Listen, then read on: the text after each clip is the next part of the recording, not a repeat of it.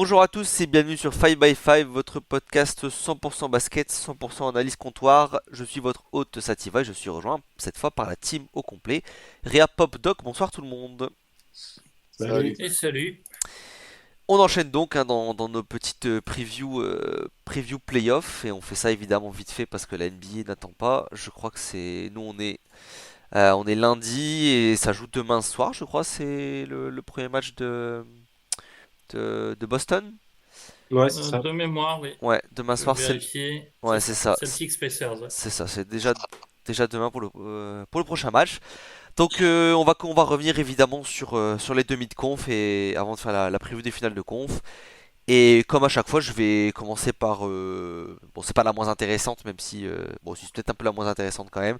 La finale à l'est, Boston-Indiana. Donc Boston qui s'est défait des Cavs en 5 matchs. Euh, le même scénario un peu que contre le Heat, c'est-à-dire que Boston perd le game 2 et finalement gagne les 3 suivants. Des Cavs qui ont fini de toute façon sur les rotules puisque Mitchell loupe les deux derniers matchs. Jarrett Allen n'a pas joué de la série. Caris LeVert loupe le dernier match aussi. Enfin voilà, hein, on a sorti Marcus Morris Senior de sa boîte tellement il n'y avait plus personne pour jouer. C'était un peu une catastrophe. Je crois que Dean Wade aussi joue pas tous les matchs. Enfin, c'était absolument n'importe quoi. Donc victoire assez facile en 5 matchs. Et de l'autre côté, donc c'était... je viens de voir que je vois la mauvaise série, pardon. C'était les Knicks contre les Pacers. Et les Pacers qui passent du coup en 7 avec des Knicks qui ont fini mais absolument au bout du rouleau. Tout le monde a fini blessé dans cette série. OG n'a joué que 3 matchs et en vrai il a joué que 2 matchs parce qu'il y a le Game 7 où il est blessé mais il joue quand même. Enfin il joue, on va dire ça. Josh Hart qui joue sur blessure aussi. Jalen Brunson qui finit avec la série avec la main pétée et qui joue pas de la seconde mi-temps. Enfin voilà, c'était une catastrophe.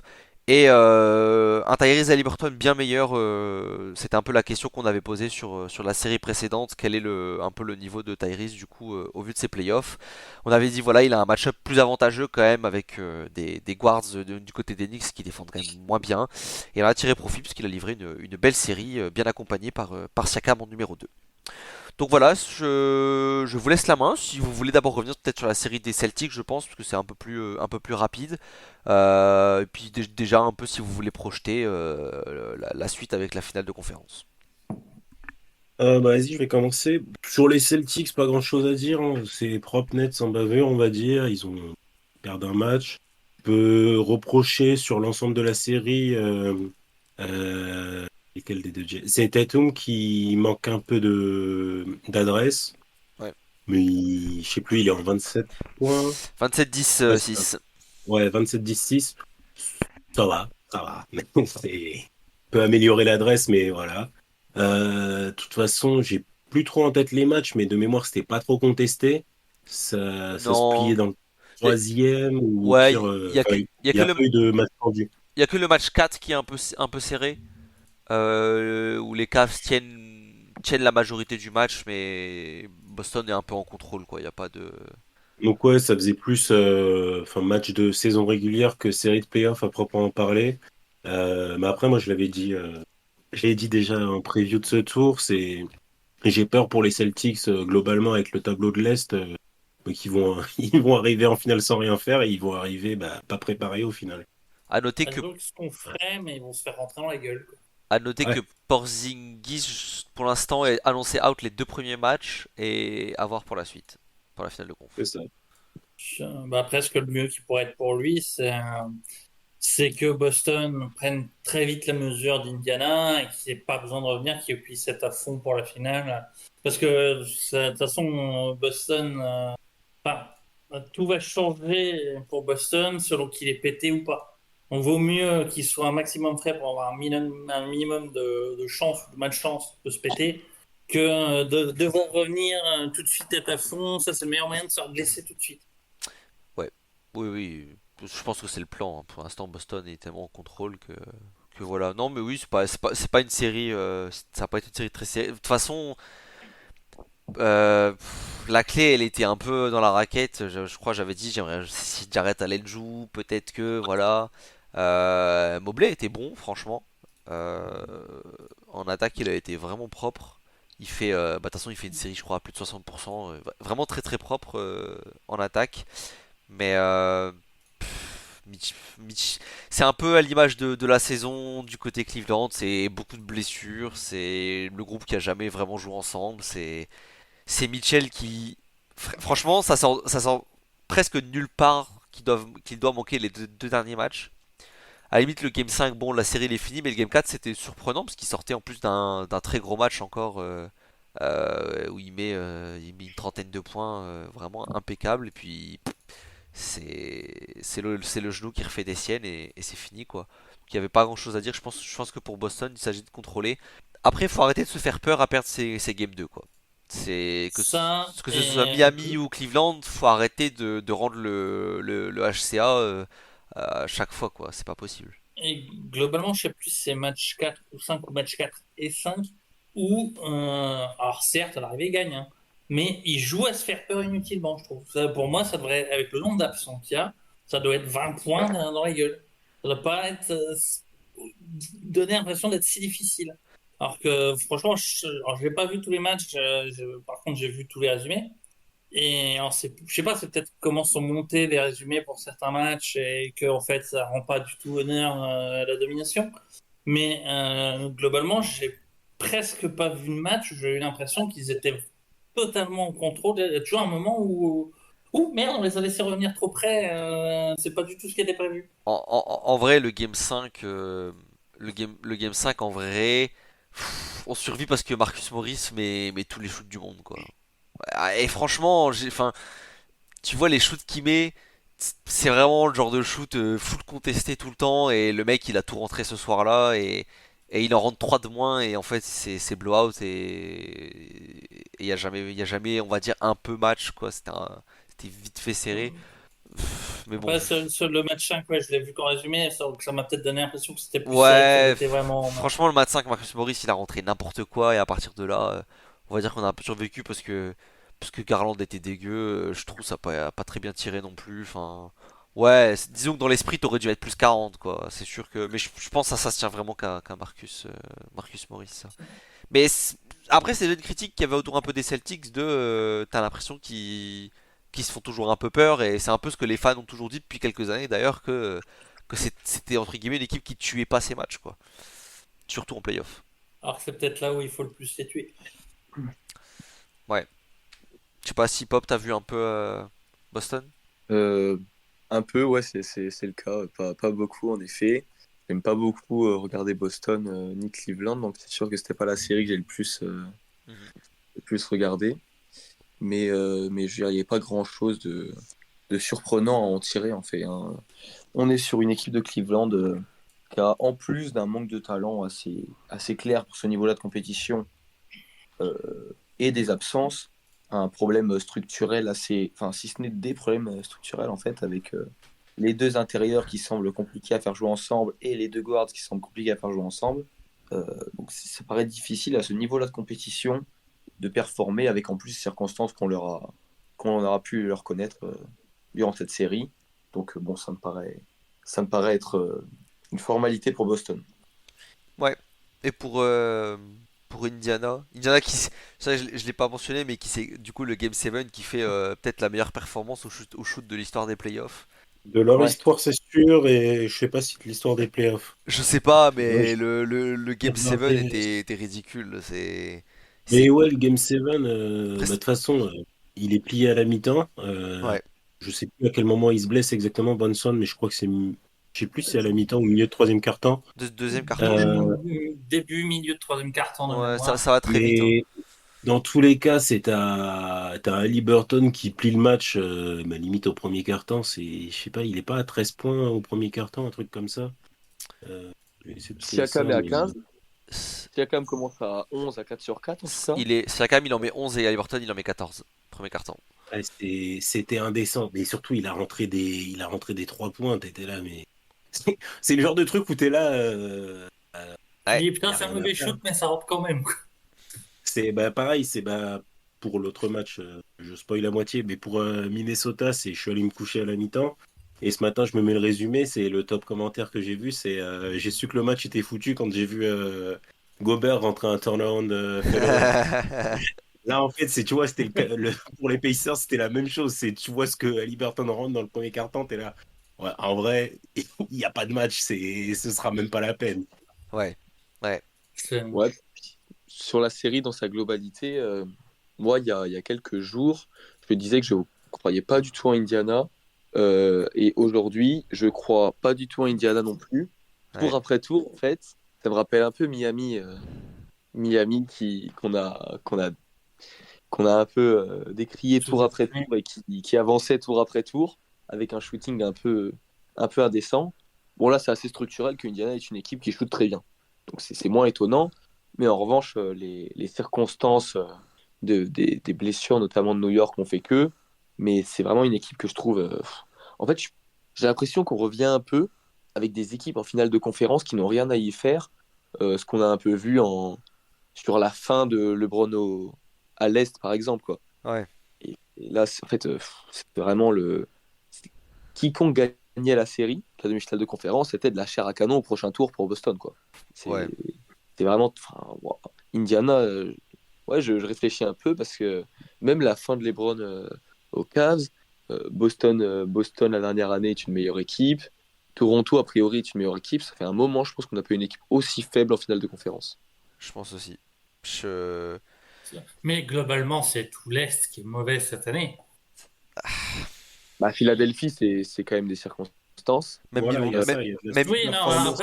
après, attention, je dis pas dans le sens euh, où toutes les teams sont mal construites. Il y en a, c'est parce que tu as des blessures, tout ça. Mais globalement, tout l'Est a été faible pour une raison ou une autre cette année, je trouve, à part Boston. Ah, Ouais, bah après, non, mais tu opposes à Boston les Bucks à 100% ou Philadelphie à 100%, t'as quand même un match. Après, en soi, c'est dans la continuité de la saison et Boston est favori, mais t'as déjà plus une série. moi je trouve qu'il y avait moyen d'avoir des belles demi de conf hein, sur le papier. On va dire si tout le monde est à 100%. Franchement, il y a des belles demi de conf à l'Est, hein. Ouais, ouais, bien sûr. En vrai, c'est vrai. Enfin, ouais, c'est vraiment les blessures et effectivement, bon, bah ça fait partie du jeu, hein. Voilà, je pense que personne retire à Indiana son parcours, C'est ça. mais effectivement, c'est une équipe faible. Et paradoxalement, je pense qu'entre elle et New York, je pense que c'est elle qui fera le plus chier Boston, tu vois. Parce que Boston a l'air d'avoir un problème avec le shooting à 3 points abusif et qui rentre. Et je trouve qu'ils ont une défense un peu de 3 points et notamment des corners qui est un peu aléatoire. Et bah, Indiana sera l'équipe taillée pour les faire chier. Bon, après, de là à passer, ça c'est voilà, Ah, c'est hors de question, taillé, mais taillé pour les faire chier, oui, mais après, il faut que ça fasse gamelle comme contre New York au match quoi. Si tu non, veux que mais ça passe. non, mais ils passeront pas. En vrai, autant, je sais que j'ai vu des gens qui comparaient par exemple au parcours des Hawks il y a 3 ans, je crois maintenant. Et franchement, même ça c'est incomparable parce que les Hawks, bah, ils sortent quand même un Philadelphie avec Embiid qui posait 30 points. Et Trae Young, même cette finale de conf, il prend à lui seul 2 matchs à un Milwaukee qui va être incroyable et champion. Enfin, genre, c'est même pas comparable. Genre Indiana, je suis d'accord, c'est vraiment l'équipe la plus faible qu'on ait vue en finale de conférence depuis longtemps et qui doit son parcours à ben, New York qui finit mais cuit et blessé de partout et à un premier tour face à Milwaukee qui bah pareil, enfin tout le monde est blessé, ça ressemble à rien du tout cette série, elle était moche, je crois que c'était vraiment la pire série que j'ai vue de ma vie, enfin une des pires je pense. Donc ouais, ils sont en finale de conf et franchement c'est cool pour eux, c'est cool pour leur projet, etc. J'espère que le front office, qu'importe le résultat, se fourvoie pas et se rende bien compte que bah ouais, vas-y, faut quand même faire des upgrades, faut quand même essayer de tenter des trucs parce que enfin, ce groupe ne refera pas la même chose l'an prochain quoi. Même si, et je les aime L'an bien, hein, prochain, mais voilà. non. Après, sur cette année, il y a quand même. Faut se méfier sur la finale de conf, c'est puisque tu as une équipe qui arrive quand même avec le plein de confiance, qui est basée sur le tir à 3 points, et bah, justement, c'est une des composantes principales du tir à 3 points, c'est la confiance. Ouais, Donc ouais. c'est vraiment une série qui peut très vite se polariser là-dessus, et Indiana qui embête Bah, bien plus que prévu les Celtics. moi je pense qu'ils peuvent les faire chier, mais que ça va dépendre clairement d'une faillite mentale du côté de Boston, tu vois, qui n'est pas à exclure, mais genre si Boston ne faillit pas mentalement, il passe plus ou moins tranquillement, quoi. Maintenant, sur le papier, c'est sûr que bah, c'est l'équipe qui peut faire chier à 3 points. Après, putain, si avec Derrick White, Drew Holiday et même Jalen Brown, ils arrivent pas à tenir à Liberton, putain les gars, bah là c'est faut tout casser à Boston quoi, c'est juste plus possible. Franchement, les mecs ils ont mangé pas mal de déceptions ces dernières années. C'est bon quoi. Si Indiana faut les plier quoi, faut les plier. Alors je doute pas qu'Indiana prendra sûrement un match parce qu'ils vont ou deux parce qu'ils feront des matchs à 3 points où ils vont être dégueulasses et enfin ils vont être trop forts et voilà. Et inversement Boston peut fournir des prestations dégueulasses. Mais putain ils sont tellement nuls en défense Indiana sérieux. Ils sont tellement nuls. J'avoue. En fait c'est ça, ils sont trop nuls vraiment. Enfin les Knicks même là en franchement même le game 6 juste avant où ils sont déjà mais ils sont tous cuits, tous blessés. Putain ils en passent quand même plus de 100 et ils font quand même une perf au shoot correcte. Enfin c'est pas normal quoi, c'est pas normal. Ah, et de toute façon, je pense que c'est ça aussi qui participe au fait qu'on les voit aussi faibles. Parce que tous autant qu'on est, je pense qu'on se dit, mais c'est pas possible que des mecs qui prennent même pas le temps de défendre aient leur place en finale. Enfin, moi, en tout cas, c'est le sentiment qui prédomine chez moi. Ouais franchement je sais pas, on sait jamais hein. Après c'est aussi enfin ils prennent un total de points important parce qu'ils jouent ultra vite et tout. Enfin c'est la pace aussi qui gonfle le nombre de points mais j'ai jamais trouvé que New York galérait vraiment à marquer quoi. Enfin, sauf vraiment le Game 7 où tout le monde est blessé et voilà. Mais putain, ils ont pas souvent été en galère de points quand même. Bon, je crois qu'il y a un match où ils se chient dessus, je sais plus c'est lequel. Le match 4. 4 je crois. Ouais, il y a un match où ils se chient dessus quand même, mais mon, mon petit doigt me dit que c'est. Je crois je l'ai pas vu, hein, mais mon petit doigt me dit que c'est plus juste une performance ratée au shoot qu'un lockdown défensif de la part des Pacers, hein. Ah non, non, oui, ils se prennent un blowout sur le premier carton et en gros, rideau. Faut voir. Faut voir. En plus, j'ai vu un alors Ford très bon, hein. Le Game 5 qu'il a sorti, Papy, il en a encore sous le capot, hein, je vous le dis, hein. Il a encore sous le capot. Euh, Est-ce que vous voulez. Enfin voilà, est-ce que vous avez des choses à rajouter quand même un peu s'il y a des points qui vous intéressent dans cette série? Ou si on a fait le Non. tour. Ouais. Bon, Ouais, bah, ouais. Rien non plus à rajouter, franchement. ouais. Bon, si je présume qu'on a fait le tour, j'ose pas demander à chacun son prono. Tout le monde, Boston est en finale. C'est ça, Malheureusement. 4-1 et perdre le match jeu. Mais en vrai, je kiffe le scénario où Indiana passe en 7 et. Bah, Mais ça j'avoue arrive. que moi je kiffe un scénario où Indiana passe, enfin ce serait sympa, mais Mais en plus, j'ai envie d'inédit, parce que, entre guillemets, on a une année de merde, je trouve, pour les playoffs, donc j'aimerais bien avoir un champion inédit. ouais bah à l'Est on se fait bien chier, hein. Ouais. À l'Est, c'est de la merde, à l'Ouest, je suis pas d'accord. À l'Ouest c'est sympa, Non, hein, non, bien sûr. mais Mais à c'est l'Est tard les ouais. matchs à l'Ouest, donc c'est chiant. Ouais, ouais, c'est les matchs où t'es debout, c'est les matchs de merde, donc C'est ça, et surtout, c'est ouais, bah, tu t'es pris une claque sur le match de merde, du coup, t'as du mal à être motivé pour le match suivant. ouais, c'était pas le meilleur basket, hein, l'Est cette année, Ah ouais, franchement, ouais. Veiller c'est pour regarder Boston-Cleveland et t'endormir devant Dallas-Oklahoma, je pense que c'est une des pires situations qui peut arriver dans la vie, franchement. enfin, franchement même Boston, enfin, c'est à cause des matchs qu'ils jouent, mais ils ont pas été non plus bon. Tu sens que les mecs sont pas challengés quoi.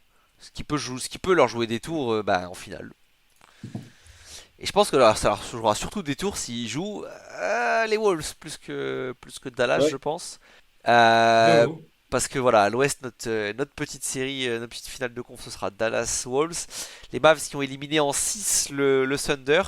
Une très belle série, bien serrée comme il faut. Avec un Game 6 qui se termine sur une faute à 3 points de Shai sur PJ Washington.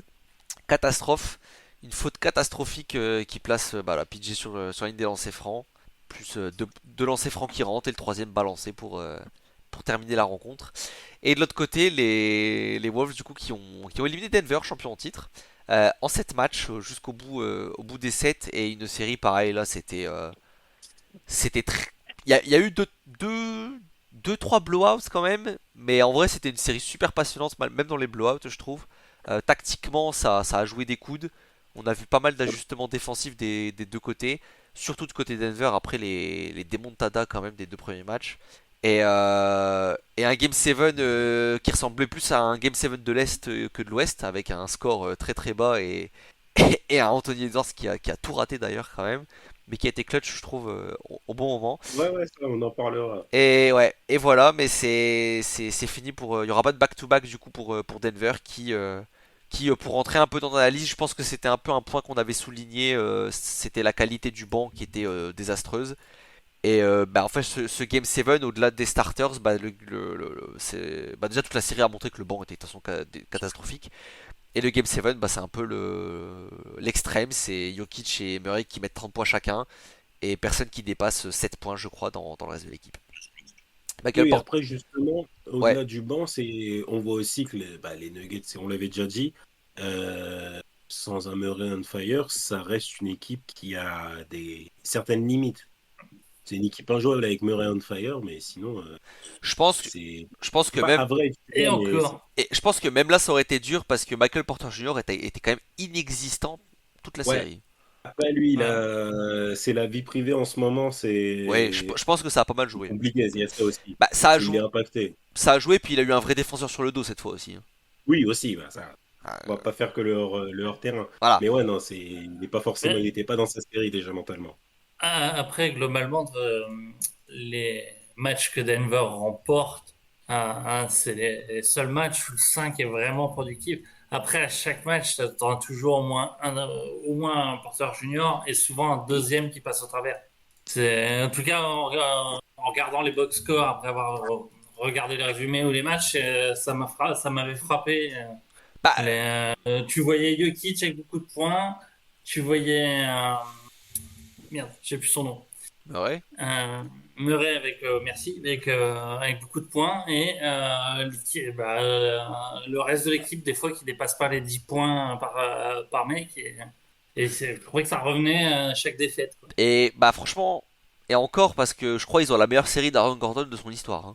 Oui, en production numéraire, il n'est pas forcément hyper élevé, mais au pourcentage, il a tout rentré. Ah, mais il a fait un match presque à 100% de toute façon. Enfin, c'est le game 4 4 je crois. Le game 4, le game 4 il le gagne parce que Gordon fait un match de taré, hein.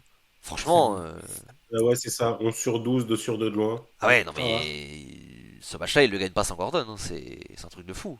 Après voilà, hein, qu'on soit bien d'accord, j'ai bien conscience que t'as pas besoin d'avoir toute l'équipe qui marque, enfin, que t'as pas besoin de mettre 50 points pour être un bon joueur ou quoi que ce soit, mais c'est vraiment frappant quoi, je trouvais.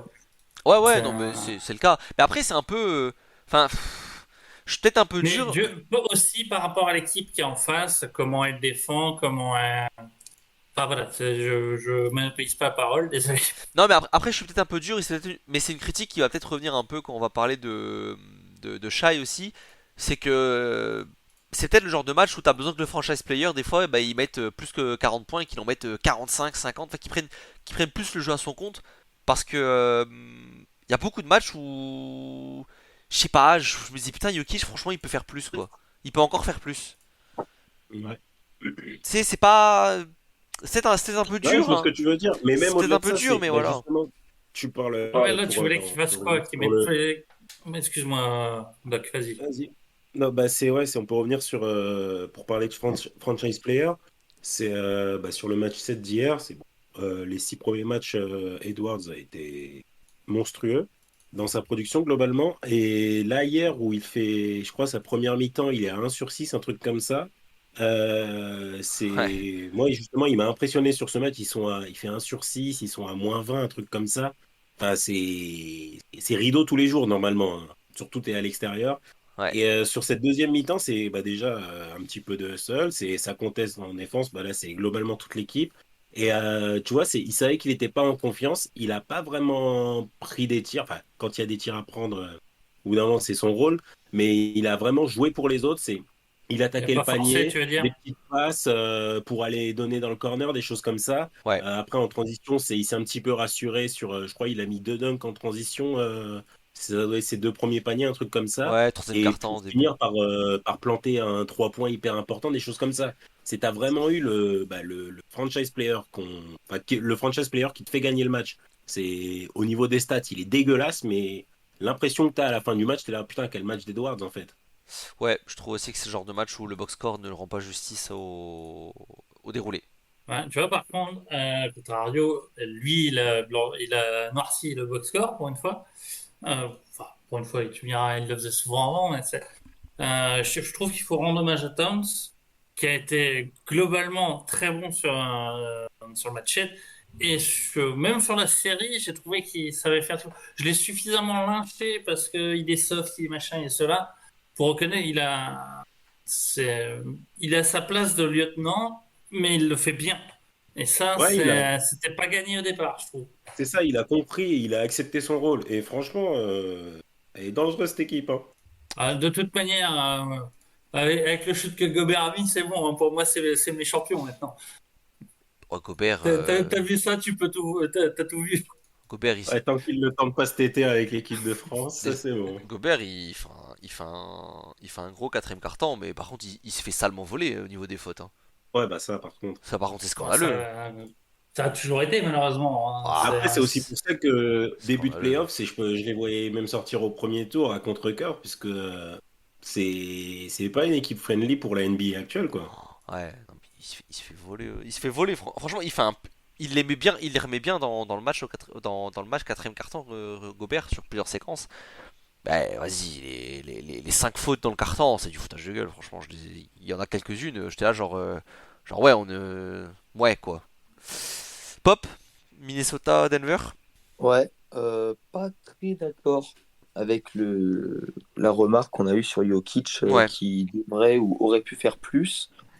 En tout cas, dans les derniers matchs de la série, parce que on a observé plusieurs changements de prisme défensif à Minnesota. ouais. Au début, l'idée, ça a été d'avoir Gobert en safety, pas en 1 contre 1, Mhm. ce qui a bon, plus ou moins marché. En fait, ça a obligé. Le problème que ça a, c'est que Denver rencontre cette défense souvent. Et du coup, le Gordon, qui a priori est ciblé ici par Gobert ou par le pivot non mobile qui reste dans le safety, euh, a été utilisé en tant que porteur d'écran pour faire sortir à l'intérieur. Donc ils ont changé de prisme défensif ensuite pour opter pour Gobert et Jokic en 1 contre 1 avec une prise à 2 depuis l'aile. C'est là qu'on a vu toutes les mixtapes de Jokic au poste que aucun défenseur de la ligue ne peut arrêter. Ouais. Et la fin de série, je pense que ça a été la défense la plus...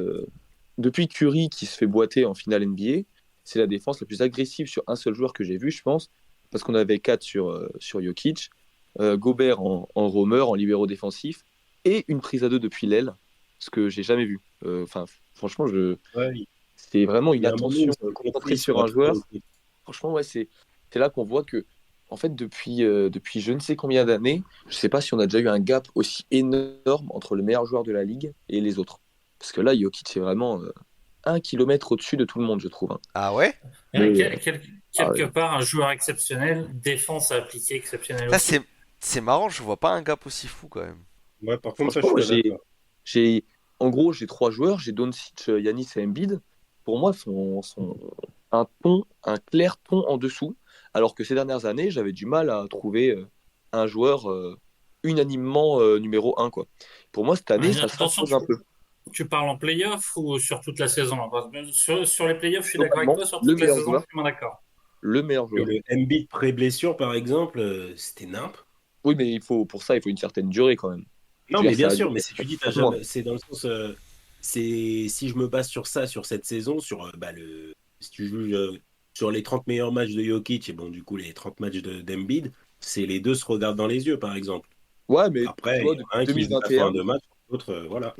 depuis 2021, par exemple, Jokic a un case pour être top 2 MVP tous les ans. Il l'a été. Et il l'a été 3 fois en 4 ans. Euh, pour l'an passé, c'est peut-être un de ses MVP sur les 4 années les plus clairs. Et c'est celle où il l'a pas. C'était le plus évident l'an dernier, hein. Enfin, toujours est-il que du coup, on en revient et sur le banc et surtout sur, comment dire, une fois que tu as déployé une défense aussi agressive, tu es un peu vulnérable au match où l'adversaire foot bien Ouais. sur les lectures de situation. Et en fait, je sais plus où j'en ai parlé, c'est peut-être sur le forum, enfin sur le Discord, mais les 3 matchs que Denver gagne, ils sont indécents au tir. Les 4 matchs qu'ils gagnent, les qu'ils perdent, pardon, ils sont immondes. Et j'ai vu quelque part que cette série de Denver, c'est très très rare parce que généralement, c'est clair que les équipes en finale de conf, en finale NBA, à des hauts niveaux de performance, ici en demi-finale, mais entre deux bonnes équipes, enchaînent les prestations entre moyen moins et moyen plus. Il n'y a jamais d'énormes pertes parce que c'est que contre des équipes fortes.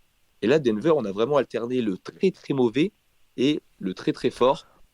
À Et 3 points, ce- à 3 points, ils ont été Vas-y, ouais. dégueulasses, hein. Ils ont vraiment été dégueux à 3 points quand même. Ah ouais, ils ont 3 matchs qui sauvent les meubles, mais sinon c'est immonde. Jokic, je crois, je l'ai jamais vu autant arrosé à 3 points, hein. C'est- À l'instar du dernier match où il est à 2-10. Ouais, mais vraiment toute la série, il a pas mis un 3 points par contre, c'était une folie. Et puis c'est la faillite de Porter Jr. qui avait été immense contre les Lakers, Ouais. avec aucun match raté, je pense. De Ouais. tête, je ne me rappelle pas de ça. Et là, il y a plutôt... Un match réussi. ouais, voilà, c'est un peu triste. Et ouais, ça met en exergue Bah, la faillite de ton banc, quoi. bah, ça ressemble un peu peut-être à ce Denver 2019, 2020, avec Jokic qui porte son équipe de A à Z et le reste qui est un peu genre mi-figue, mi-raisin, quoi. Ouais, ouais, même Murray, qui est plutôt un des plus réguliers, a vraiment eu des... Il enchaîne les matchs 2 sur 20, puis 17. Ça a été un peu compliqué de ce point de vue-là. Et puis Minnesota, voilà, il faut aussi être... en fait, c'est un peu exprimer toutes les critiques que j'ai vers Denver. Minnesota était formidable parce que cette équipe de Denver, pour moi, c'était la meilleure de la ligue. Et la sortir, ça montre quelque chose tout de même. Ils avaient une équipe pas trop mal taillée pour, euh, pour Denver quand même, hein. Je veux dire, C'est Jokic qui a dit ça même. c'est- pour moi, c'est peut-être la seule qui pouvait sortir à l'ouest et ouais, peut-être même en contre l'est en fait. ouais, Euh, ils sont bien taillés. Bah oui, à l'Est, de toute façon, à part des Bucks à 100%, il n'y a pas trop d'équipes taillées pour les On a jouer. Et pas d'équipe encore, hein. avec des raquettes à l'Est. Bah ouais, en fait, déjà, il n'y a pas de raquette. Donc, Parce que, ouais, franchement, Jokic en finale de conf contre Derek Lively, Gafford et Reggie Washington, Ça aurait été euh, drôle. waouh. Ouais, oh, le ouais, ouais. frontier, quoi. franchement, même face à Chet, oh putain, Peut-être encore plus Ça ça aurait Chet. été encore plus drôle. oh putain, Ouais, je c'est. pense. Ah ouais, ouais, T'as on serait bien marré, hein, parce que. t'as vraiment aucun moyen d'alterner les défenseurs, quoi. Et s'il prend 3 fautes, tu peux vite te retrouver avec Ouais. des trucs un peu Ouais, folkloriques. tu pourras Jalen marrer. Williams. Après, c'est ce qui avait mis un peu dans la sauce euh, les Wolves aussi, Game 3, Game 4, hein, c'était les fautes rapides de Towns, hein. Ils se sont fait Ouais, certains. Certains. Ouais, ils se sont un peu fait Et avoir. d'ailleurs, encore sur Towns, je trouve qu'il gère magnifiquement à partir du moment où il a 5 fautes hier. Ouais, non, ouais, clairement. Mais comme tu dis, il a vraiment accepté son rôle. De toute façon, ça fait. Enfin, quand je me souviens quand il était déjà passé sur le podcast de Paul George il y a plus d'un an, je crois maintenant.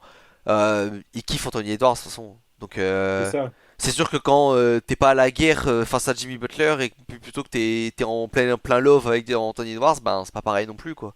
T'acceptes mieux ton rôle, quoi. Il y a un moment. Enfin voilà, quoi. Maintenant, une dernière critique que j'émettrais sur Denver, c'est le Game 6 quand même. T'as pas le droit de prendre une branlée pareille, hein. J'ai pas. Ma mémoire me fera forcément défaut, mais j'ai pas Ah oui, le souvenir. 70 points. Ouais, Non. j'ai pas souvenir d'une équipe contender champion à ce Ouais, niveau-là, champion au titre, surtout. qui champion en Il y a titre, Phoenix. qui mène 3-2, qui prend une telle branlée pour gagner la série. Ouais, C'est. pas champion et il n'y avait pas 3-2, mais Phoenix de Chris Paul, Devin Booker prend Ouais, une c'est vrai. sacrée avoisinée quand même. Bon, mais il était inférieur à Denver, enfin voilà, Ouais, certain, qui était le favori, un top 3 favori de cette année pour tout le monde, je pense. oui. Oui. Oui. Oui, oui, Top un, ouais. Denver, oui. Il n'y a pas de souci avec ça. Bon, pour aller quand même un peu sur notre série tout aussi passionnante, Dallas OKC. Euh, c'est marrant. Je crois à part le Game 1 qui était un peu effectivement en faveur d'OKC assez rapidement. Je crois que tous les matchs après sont très serrés et, euh, et c'était pas une grande série de Kyrie, c'était une grande série de Luka, mais agréablement surpris quand même de l'apport de tous les role players du côté de Dallas Ouais. qui passe parce que c'était un peu une des critiques, on va dire une des peurs qu'on avait, c'est que ça allait être un two-man show et que on allait un peu se faire chier derrière. Et en fait, tactiquement, ils ont super bien exploité les carences défensives dans le corner à 3 points. d'OKC qui, bon, voilà, qui stratégiquement délaisse un peu C'est trop les ça. corners. Et PJ Washington, c'est absolument régalé. Je suis super content pour lui. Et Derrick Jones Jr. s'est régalé. Euh, dans la raquette, étrangement, c'était Derek Lively qui était beaucoup plus impactant que Gafford. Alors qu'on attendait franchement le contraire. Enfin, moi je trouve qu'il était beaucoup plus impactant, en tout cas dans ce qu'il a joué. Mais bon, les deux se complètent quand même assez bien. Et du côté d'OKC, c'est la faillite totale de Chet, je pense. Et pareil, c'est un peu ce qu'on avait dit. Bon, outre Lou Dort qui a pas bien tiré, mais bon, ça c'était la roulette Dort, hein, de toute façon. Mais C'est Ludor, quoi. ouais, c'est la Oui, roulette, quoi. Enfin, on pouvait s'y attendre. Mais c'est ce qu'on avait dit aussi là. Le problème potentiel, c'est comment va. Enfin, c'était Chet la troisième, la clé un peu pour OKC parce que bon Shai évidemment a posé sa série de malade mental. Jalen Williams ça a été correct sans plus. Mais fallait que Chet débloque un truc et il a rien débloqué parce que à 3 points il a été absolument catastrophique et il finit au rebond il s'est fait manger quoi. Et le Game 6 est vraiment l'illustration parfaite de ce manque de rebond où il se fait mais clairement défoncer. Et le problème à OKC avec une équipe qui a pas trop de solutions derrière ça puisque je crois le mec qui joue le plus derrière, on va dire le vrai intérieur qui joue derrière, c'est Jalen Williams qui est très limité et pas très bon. Et je crois qu'il n'y a pas d'autre intérieur qui a joué de la série, donc voilà. Ça a mis aussi en lumière que Josh Giddey n'a rien à faire dans cet effectif, mais bon, ça je pense qu'on le savait déjà. Oui. Mm. Ouais, mais du Après, coup, vas-y. non, vas-y. Non, non, c'est bon, t'inquiète. Euh, donc oui, je voulais dire. Après, concernant Chet, d'une, comme tu dis, il n'y a pas assez d'intérieur fort. Il va falloir améliorer ce secteur-là à OKC, ça c'est clair. Puis, encore une fois, ça reste un rookie. Quelque part, c'est normal qu'il se prenne un mur à un moment ou à un autre de la saison. Oui, oui, c'est pas, C'est c'est pas une, enfin voilà, c'est malheureux que ce soit en demi-finale de conf, mais ça, je critique, mais évidemment, voilà, c'est un rookie, c'est pas non plus la fin du monde et il tombe quand même sur des mecs qui jouent un peu des coups de l'autre côté, hein. oui, et puis Gafford, avec son physique de face, Gafford, même Derrick Jones Jr. quand il est dans la raquette, franchement, il est un peu chiant. Lively, il bouge pas mal. Enfin voilà, il avait un match-up, on savait un peu compliqué et il n'en a pas tiré profit comme il fallait, quoi. mais quelque part pour moi c'est une bonne chose parce que ça montre aussi à Presti que oui, en effet, ton équipe est bonne, même si tu le savais déjà, mais bah, ça montre qu'il faut améliorer, qu'il faut quelqu'un dans la raquette à côté d'Holmgren, peut-être améliorer le banc, peut-être, je sais pas, changer un titulaire sur les ailes, je ne sais pas. Moi, je surtout un pivot que je prendrais pour que Holmgren tourne autour. C'est exagéré comme terme, mais c'est renforcer petit à petit. C'est pas, il a une montagne de piques, autant que s'en sert, mais Bah, ça, on sera unanime là-dessus, hein. Cette défaite, c'est celle de Presti, qui, à Parce la que deadline, avec ses j'ai énièmes, compris, du coup. ses énièmes tours de draft, T'as rien fait. a fait le pari Hayward, parce que c'est pas cher. Bon, soit. Alors que tu as deux manques énormes et qui ont été criants dans cette série, c'est que tu as une très bonne équipe à 3 points cette saison, mais ce sont des shooters avec un faible volume qui ne sont donc pas respectés une fois arrivés en playoff. Qu'est-ce qui s'est passé? Ils n'ont pas été respectés. Ils n'ont pas été respectés dans cette série et le spacing est devenu un peu atroce du côté d'OKC. C'était vraiment un spacing des années 2000 avec Shai qui prend beaucoup de tirs à mi-distance. Enfin, j'aurais pas été étonné de retrouver une configuration avec Shai en porteur de balle, deux ailiers et deux joueurs au poste bas en 1-4 comme on trouvait avec Kobe, quoi. C'était vraiment immonde Ouais. et de la taille. Donc tu avais besoin d'un 3&D et de taille et tu as pris Gordon Hayward. après, dans quelle mesure? Je c'est absolument pas quelque chose de sûr, hein, c'est une théorie ce que je vais faire, mais dans quelle mesure aussi, c'est pas dit, laissons-les à peu près tels qu'ils sont, chopons ce qui passe, il y a un joueur qui passe qui est pas intéressant, pas cher, prenons, mais c'est dit, on va pas se bloquer en faisant un mauvais move tout de suite, on va regarder où c'est capable d'aller, est-ce que c'est pas volontaire, si tu veux? Bah si, c'est Si, certain que c'est C'est de volontaire. la- mais oui, mais c'est de la merde. oui, parce que C'est le problème en fait. tu sais pas à quel point ta fenêtre peut être grande ou pas, et ça se trouve, la NBA ça va très vite et ton projet peut être mort dans 2 ans, quoi. Voilà, Voilà. c'est ça. Moi, C'est. ça, Sur, il change du tout. faut saisir. Surtout qu'il n'y a pas. Ouais, mais on a vu tellement de projets morts parce que ça a bougé trop vite. Ouais, mais après, je pense qu'on dit pas qu'il fallait non plus balancer 5 pics et recruter une demi-superstar ou je sais pas quoi, mais genre, On va lancer 5 pics, ouais. Il y a eu des joueurs dispo. je, C'est je- tu vas chercher Siakam, OG Anunoby, par exemple, tu te dépouillais pas et franchement, tu finis avec les deux, ça bah, immobile déjà top Anunoby, Oui, 5. c'est pas faux. Ouais. Anunoby en plus, il fit parfaitement au KC pour le coup. Genre, Shai, Anunoby, Williams, oh là là, Siakam, Waldrem, ce que tu veux en 4 et 5 là, entre les deux. ça joue, Bah, hein. déjà là, t'as un 5 c'est différent.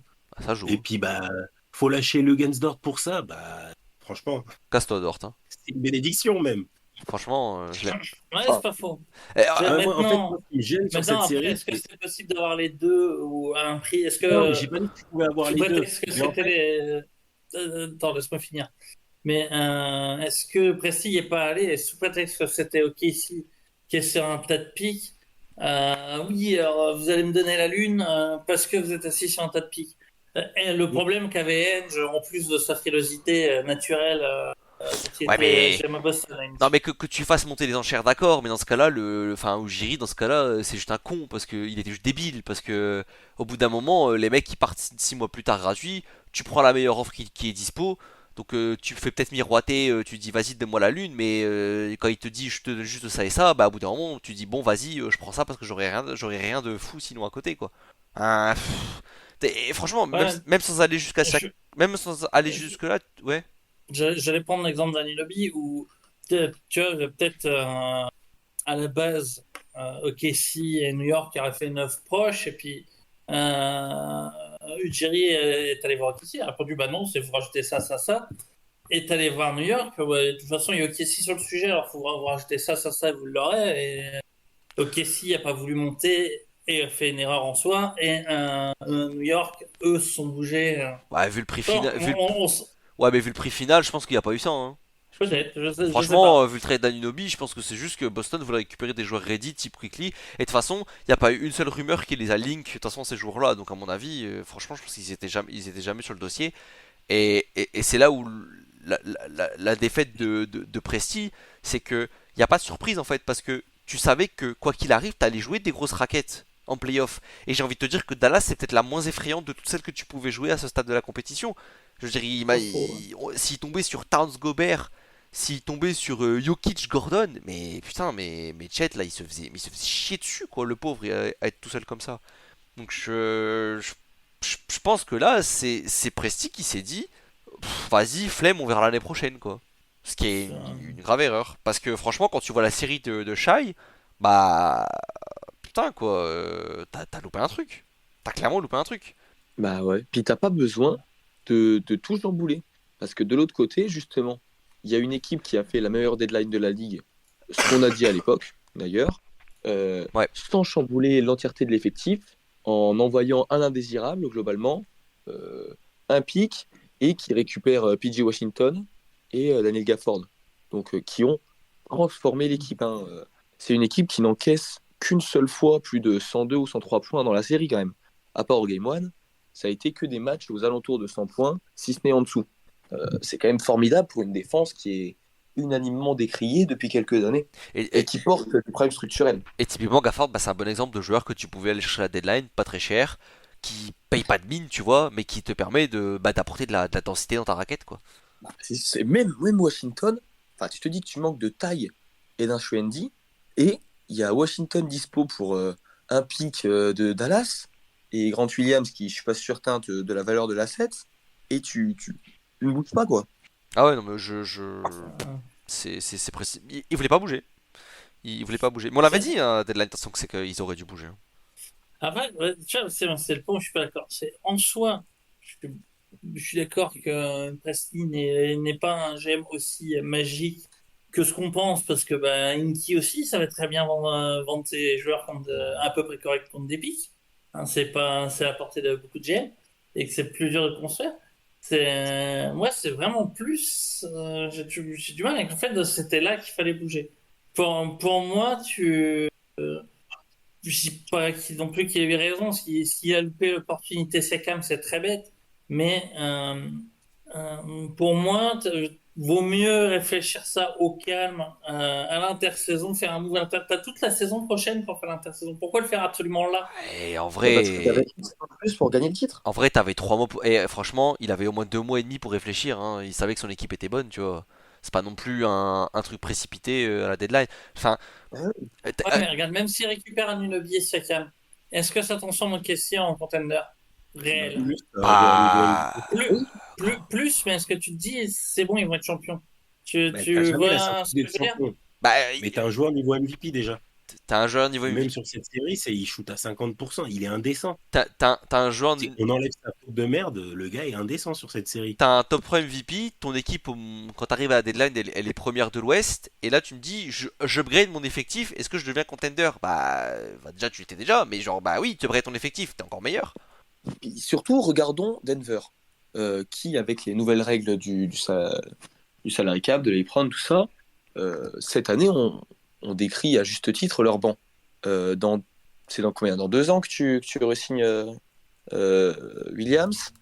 Dans 3, c'est. Ah, ben 2 même, c'est Chet, vu qu'il a fait une saison blanche. Ouais. Une fois que tu auras re-signé les deux, c'est fini. Hein.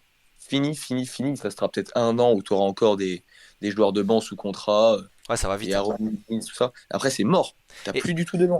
En fait, moi, ce que je comprends pas, c'est pourquoi le Guidi n'a pas été tège à la deadline. Enfin, genre, le projet, il fit pas dans l'effectif, tout le monde le sait. Il ne fit pas. Mais parce que Et. personne n'en veut. Mais Je sais si. pas. C'est un guard de 21 ans qui sortait d'une saison en 17-8-6. Je veux bien que le mec il vaut pas un MVP, tu vois, mais vas-y, un mec de 21 ans, t'es une équipe tous les jours que Ah, tu c'est le prends. Simons du pauvre, ça va encore. Non mais Ouais, C'est mais même il le passe de Simons du riche 17-6 avec le à Simons 12 il passe de 17-8-6 à 12-6-4, ce qui fait déjà reculer pas mal de gens. mais parce qu'il joue pas, mais Plus, parce qu'il joue pas, parce qu'il fit pas. Parce que plus comment dire, les affaires qui traînent autour de lui. et Je peux ça rend. comprendre que déjà, mais dit, j'y vais Les pas. affaires, Mais c'est autre chose. mais déjà les affaires, c'est une affaire montée d'elle-même parce que absolument tout le monde s'en bat les couilles dans ce truc-là. Et en plus, franchement, quand tu vois les joueurs qui sont deals, qui ont des contrats, etc., je pense que vraiment tout le monde s'en bat les couilles, hein. On peut aller voir du côté de Charlotte la cote d'un certain joueur. Bah, je suis sûr. Et il était dans toutes les rumeurs de trade, hein, à la deadline, hein. C'est ça. Je pense qu'on. Et Et pourtant, toutes les lui, équipes c'est sont sérieux. intéressées. Ouais, je pense qu'ils en ont rien à Euh, cirer, les gens. Sa valeur, elle va faire que baisser de toute façon. Et à la deadline, t'avais encore une valeur correcte dans le joueur qui, de toute évidence, ne colle pas à ton projet, au point que le coach ne le fait pas jouer beaucoup parce que bah il fit juste pas du tout avec ton effectif. Mais c'est pas. Enfin, t'es une franchise qui veut reconstruire ou plus ou moins retoule un peu ton roster. Bah, un lead guard de 21 ans qui était loterie quand même il y a juste 2 ans quoi. Bah franchement, vas-y. Franchement, vas-y, moi je prends. je- Moi, j'entends. Après, je suis peut-être plus conservateur que vous sur les trades, donc. Après, opportunité de marché, etc. Je sais pas. J'ai pas. En fait, le problème, c'est même pas qu'il ait pas fait de trade, c'est que on n'a pas entendu une seule micro rumeur. C'est que t'as l'impression qu'ils ont pas, même pas essayé. Parce que si on me dit, Guidi, on a essayé, on n'a pas trouvé, bon, je peux l'entendre, tu vois, parce que les trades, ça reste compliqué. Mais là, il y avait pas une seule rumeur au KC. Ouais, non, mais après, je te dis, moi, je suis pas, en soi, je suis pas complètement choqué, même si quelque part c'est une erreur, parce que ça m'a permis d'aller plus loin cette année. Mais je suis pas surpris, je trouve pas ça complètement déconnant qu'ils se disent, je veux voir de quoi mon effectif est capable pour mieux savoir comment je le renforce. Et pas balancer la mauvaise pièce au mauvais endroit. Que si on me dit je veux Jalen Williams, bah non, je te refile plutôt Dort. Bon, même si Dort, on sait déjà que c'est la pièce qu'il Non, faut mais ouais, dégager, en mais. fait, Bah, même tu Jalen savais Williams, déjà Mais les trois pièces que tu veux conserver. même Jalen, tu le savais déjà. Ouais, mais, selon que peut-être que Chet il aurait explosé contre Dallas et pas implosé comme là, et que ah bah c'est bon, j'ai 2 franchise players, j'ai juste besoin même pas d'un lieutenant, juste de role player. Alors que là tu te dis bah il me faut un deuxième lieutenant. Oui, mais attends, non, Sauf que ouais, mais là, t'as pris du retard en Juste, n'allant pas arrête, voir arrête. Siakam, non, je suis non, d'accord. non, mais là tu bloques, Oui. tu bloques sur le Siakam et Nunobi parce que moi, enfin, nous on a parlé de mecs genre Gafford, tu vois, enfin. Oui, aussi. C'est ça en fait, parce que j'ai l'impression que tu bloques sur. T'as l'impression qu'on dit fallait acheter un gros lieutenant ou une star, etc. Et là je suis d'accord, effectivement, on peut réfléchir peut-être des fois à l'été. Moi je te parlais juste d'ajouter, frère, même André Drummond, gros, j'aurais été content de le voir dans l'effectif. Je m'en fous, je voulais un mec qui sort les muscles et qui disent à Lively, là, 19 ans, le puceau, c'est bon, dégage, je te mets un coup de rebond sur ta tête, quoi. Je veux dire, il s'est fait manger par Lively. Non, mais je sais. Non, mais je comprends ce que tu dis. Je dis pas que vous avez tort. Hein. J'essaye de comprendre ce qui se passe dans la tête de Presti aussi. Ah bah lui, il s'est dit, J'ai- Parce que c'est depuis 10 ans. Le gars, il il veut attend, pas bouger. il Lui, veut il pas aime que les bouger. contrats rookies. Ouais, il aime pas bouger, ce mec, de toute façon. On parle d'un gars C'est qui a pas faux, préféré ouais. garder Ibaka parce qu'il demandait moins qu'Arden. Ouais, après, je sais pas s'il y avait pas l'owner un peu dans cette histoire au niveau de l'argent. Hein. Si, Ouais, non, il y avait l'honneur qui L'honneur, bloquait un j'avais peu, mais entendu ça aussi. l'honneur. Ouais. Mais après, moi, je pense que tu pouvais lâcher Ibaka plutôt que. Là, Ouais. à l'époque, je te dis pas qu'Arden aurait fait la même carrière, mais tu savais qu'Arden était meilleur, tu savais que Ibaka c'est un déboire plus plus, c'est le contrat de Ibaka, tu pouvais négocier avec le owner pour dire, bah vas-y, juste 5 millions de plus pour Arden plutôt. Moi, j'ai toujours dit Presti, hein, parce que je sais qu'il y en a qui se pignolent. Hein. Moi, j'ai toujours dit, c'est facile de casser. Hein. On verra quand il va construire. Et franchement, jusque-là, il me donnait quand même, on va dire relativement tort, parce que c'est un bon effectif. Mais comme d'habitude, il, il veut pas bouger quand il faut. Et c'était la même chose avec d'autres avant. Mais moi, encore une fois, moi, il me fait penser à Ainge. Ouais, oui, bah c'est le même genre de rapia. Ainge, il a Hein. construit une équipe qui va au titre au moins déjà. Oui. Il a montré plus. C'est Ouais. Presti, enfin, Presti, il va en finale avec une équipe où il y a 3 futurs MVP. Et Et il a pas c'est Mais capitalisé de là-dessus. la je dis, dinguerie.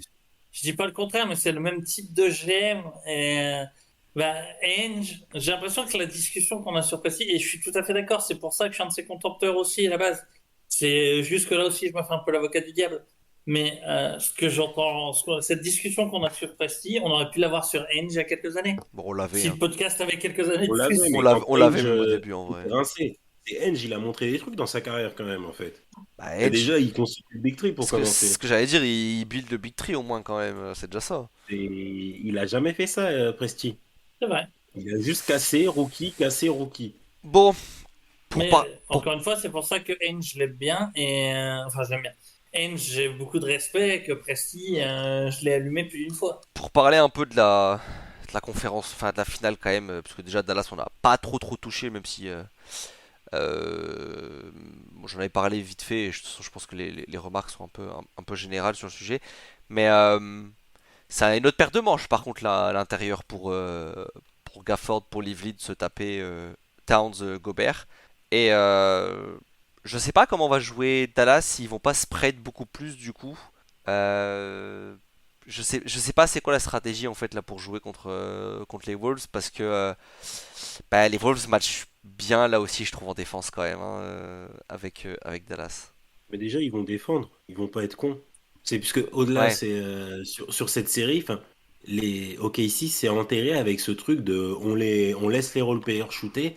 PJ Washington qui shoot à 50%. Et réveille-toi au bout d'un moment. C'est le deuxième marqueur de Dallas. C'est juste pas normal. Tu peux pas en 6 matchs ne pas t'ajuster. Ouais, oui, moi je pense que Minnesota, euh, tu peux garder le schéma défensif que tu as eu, qui consiste à ne pas respecter les shooters qui soit ont un bon pourcentage mais un volume faible, soit qui sont des shooters moyennas à 36, 37. Ces shooters-là en playoff, souvent, ils s'effondrent. Et, euh, et pour le coup, Minnesota, on a plein.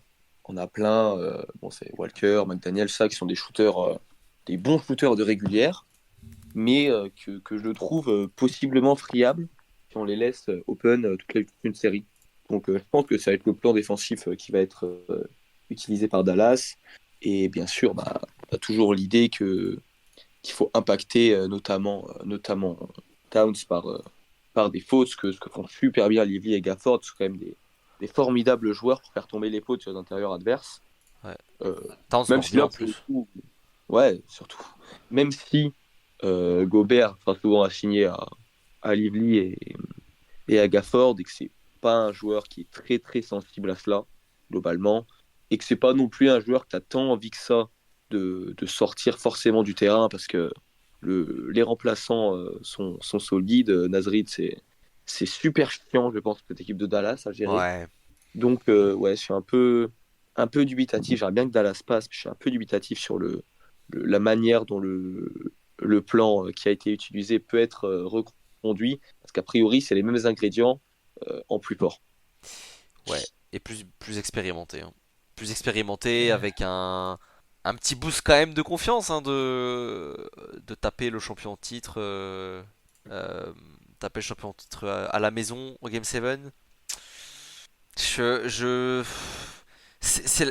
Tu peux pas arrêter totalement Dallas, mais putain, si McDaniels va être assigné à Luka, j'imagine, Ouais, et oui.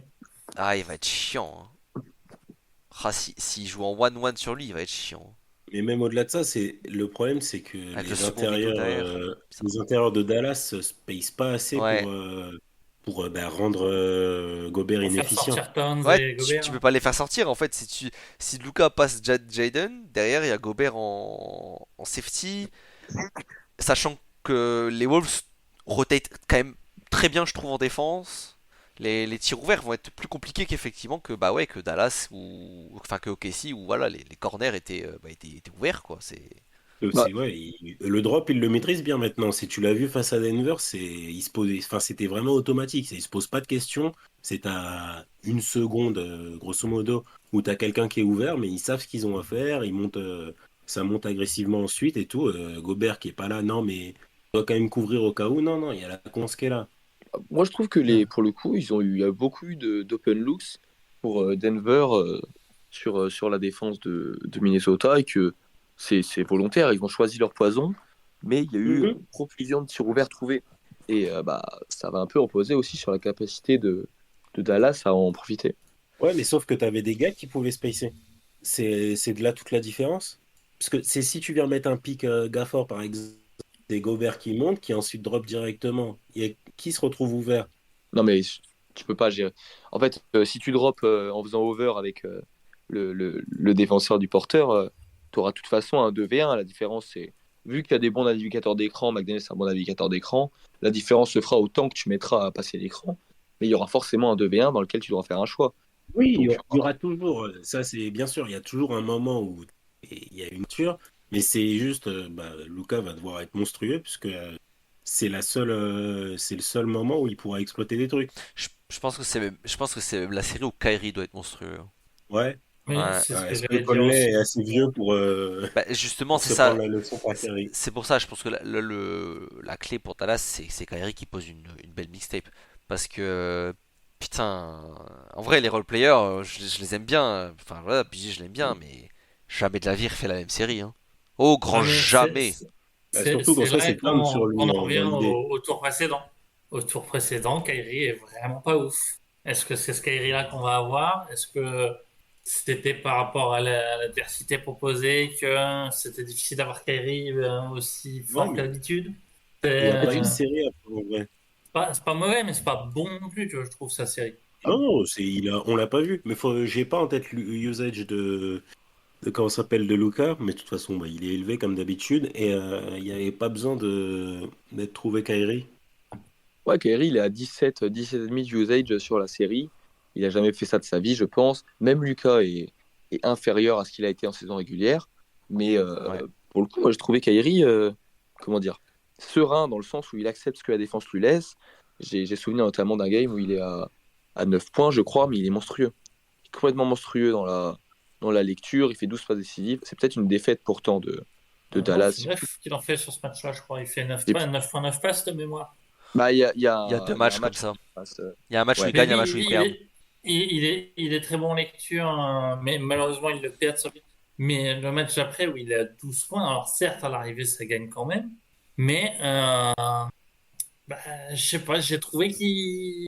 C'est un peu un match Bah, fantôme. ouais, voilà. Ouais. Sauf que Durant, il est fantôme comme ça aussi, mais il met 25 points quasi tous les matchs. Là, c'est... Ah, et Kyrie, normalement, c'est comme ça. Des fois, tu le vois pas pendant tout le match, puis ah bah merde, j'ai pris 20 points sur le pif. Ouais, c'était un match de Et loot là, là. t'as un match à 9 suivi d'un match à 12. C'était un gros match de Ah, mais loot là. c'est des matchs à 12 avec 6 tirs. Où le match à Ça. 9 il doit être à 4 sur 8. Je veux dire, Ouais, il tire pas beaucoup. Euh, Il a pas beaucoup tiré sur la après, série. après t'as deux matchs à 9. Je suis allé vérifier parce que. Et en fait, on avait tous les deux raison. Il a bien un match où il a 9-11. Enfin, 9 points, 11 passes. Et il y a bien un match où il a 9 points, 9 passes. Ah Donc, ouais, c'est pas le même. il a pas beaucoup tiré. Le 9 points, 11 passes, il a 2 sur 8 au tir. Le 9 points, 9 passes, il a 4 sur 11 au tir. ouais, c'est des matchs Euh, où il est en gros à un peu moins d'un point par possession, mais sur des volumes aussi faibles, 1 ou 0,90, ça change pas grand-chose. Mais surtout, bah, le jeu n'est pas pour lui. Là, il sera bien davantage parce que Il va beaucoup enfin, je veux plus dire, scorer. ouais, parce que ça n'existe pas une série où, en fait, le game plan défensif de OKC, ça a été le même que Dallas, hein. Ça a été ne pas respecter les shooters médiocres. Médiocre, c'est un peu dur peut-être, mais ne pas respecter les shooters qui peuvent te sembler friables en playoff.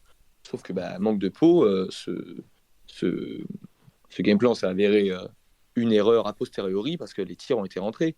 Mais en fait, quand tu arrives dans une série avec la série précédente où tu shootes bien, je sais plus qui a dit ça en début de podcast, c'est Doc ou Réa, j'ai oublié, mais il y a quand même un facteur mental assez important, d'autant plus sur des shooters moyens en fait. Et ça me paraît compliqué pour le coup de reconduire le game plan. Quand je disais que Dallas allait sûrement le faire, bah, je vois pas un instant où Minnesota prend ce parti. Ouais, je pense pas non plus. Allez, c'est l'heure de caler le prono qui passe. Moi, Minnesota, facile. C'est mon favori maintenant, de toute façon. Moi, Minnesota, pas facile par contre. C'est genre 4-3 avec encore Gobert qui nous sort un truc qu'on n'a jamais eu. Non, je déconne hein, là-dessus, mais je pense que ça va être une bataille de chiffonniers à chaque match et que au septième match, par contre qu'au septième match, ce sera pas forcément le joueur qu'on attend qui nous fasse gagner, genre qu'on attend un gros Edwards et que ce soit Towns ou que sais-je, ou même Conley peut-être. Mais je pense vraiment que ça va se rendre les coups, tu vois, comme de boxeurs. Moi, comme il y a quelques jours d'ailleurs, où j'avais le même pronostic, j'ai toujours Dallas en 6. Dallas en 6. Minnesota en 6. Minnesota en 6. J'ai un peu de mal à voir Dallas passer. Ce serait un bel final par contre, Dallas Celtics dit. Hein. Ah, j'aimerais bien, ouais. Ah, on aura du 6/22 en pagaille. Hein. Ça c'est Ah, c'est peut-être ça. ça c'est mes finales, ça c'est mes successeurs de Kobe. Là. En vrai, bon, ça n'arrivera pas, mais le Minnesota-Indiana, il me ferait vraiment rire sur l'opposition de style. Moi il me fera Ouais, rire. ouais, mais alors, je crois que tout le board de la NBA se jette par la fenêtre. Moi c'est les ratings qui vont me faire rire si tu me dis que c'est Minnesota Indiana à la finale, hein, parce que là, Ah ben, et en plus, ça fait mon truc que je veux voir, c'est un premier champion. Mais d'un autre côté, ouais, ouais, ouais, je suis d'accord avec Doc, ça voudrait dire un nouveau champion, et en soi, ça serait cool. ce serait cool en vrai, c'est clair, ce serait cool. Mais Bon, bon, ouais, bah écoutez, on verra, voilà, donc on a un Dallas et 3 Minnesota et 4 Boston de l'autre côté, donc la finale choisie, préférée en tout cas, ça semble être Boston-Minnesota ici. On verra, donc comme on l'a dit, le Game 1 est pour mardi, donc pour nous c'est demain, pour quand le podcast sortira, ce sera le soir même. Mais au moins cette fois on n'a pas de foutu Game 1 qui est déjà joué avant d'enregistrer, ce qui est toujours le problème des playoffs et du passage premier tour, second tour, mais voilà, on fait avec. Est-ce que vous voulez rajouter quelque chose messieurs avant de partir? non, c'est bon. Et bah si c'est bon pour tout le monde, je vous souhaite une bonne double série, une bonne finale de conférence et on se retrouve du coup bah, pour les previews des finales quand elles tomberont, c'est-à-dire dans je sais pas 15 jours, un truc comme ça. Voilà, bonne soirée tout le monde et au revoir. Bonne Salut. soirée.